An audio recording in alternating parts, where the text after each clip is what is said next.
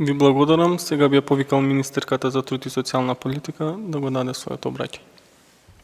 Благодарам многу, почитуван вице-премиер Ангјушев, почитувани представници на државните институции, почитувана директорке, почитувани представници на синдикатите, граѓанските организации, стопанските комори и почитувани представници на USAID, и голема благодарност и од моја страна за целосната подршка која што ја дадовте на процесот и кон конечниот текст на законот, кој што морам да истакнам дека е за мене добро усогласен помеѓу сите овие засегнати страни кои што ги посочив. Практиканството е нешто кое што во Европа, но и во светот дава добри резултати, посебно во вработување на млади.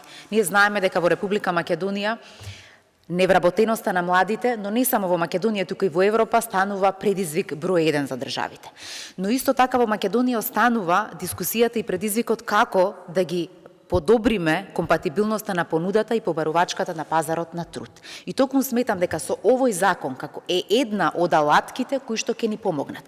Практиканството во Македонија беше предвидено и во оперативните мерки за вработување. И во 2017 година, и во 2018 година дава одлични резултати. Јас ќе споделам една бројка која што ни кажува дека навистина добро оди, а тоа е дека од 902 вклучени лица во програмата практиканство во 2017 година, заклучно со 30 јуни 2018, 50% или 455 лица се вработиле. Тоа ни укажува дека ова е потребна програма, но опфатот на лица кои што може да бидат во еден оперативен план за вработување за кој што се издвојуваат буџетски средства е секогаш ограничен.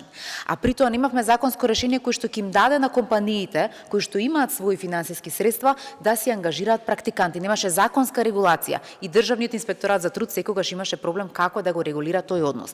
Затоа пристапивме итно кон креирање на овој закон со тоа што се овозможува секое лице помеѓу 1 месец до 6 месеци, кој што е на возраст од 15 до 29 години, да може да се вклучи во компанија и да извршува практична работа или практиканство. За истиот тој период, првите 3 месеци ќе биде платено околу 5000 денари, додека ако има втори 3 месеци или до 6 месеци, ќе треба да биде исплатена минималната загарантирана плата. Секако при донеси не се плаќаат, затоа што се тоа посебни договори кои што се склучуваат за практиканство, и голема благодарност до Агенцијата за вработување, затоа што кај нив ќе биде најголемата тежина, тие ќе треба да ги евидентираат и од кај нив сите ќе ги бараме податоците колку оваа мерка или колку овој закон сега е успешен.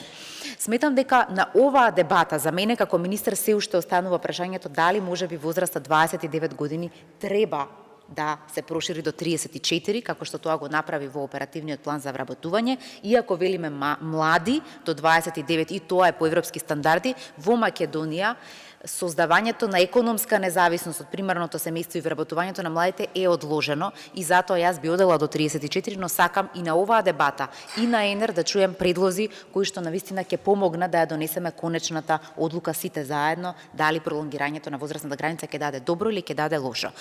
Сите се плаше од злоупотреби и затоа едноставно се пролонгираше овој период. Јас велам, не смееме да го ограничиме правото да некој биде практикант само заради можноста за злоупотреба. Секогаш постои можност за злоупотреба, но ние да го оствариме правото и да си ги зајакнеме механизмите за контрола, за да конечно го видиме благодетот како што тоа го прават сите европски земји. Очекувам многу успех и посакувам успешна дебата во наредните 20 дена и после да си го видиме законот во собрание. Благодарам.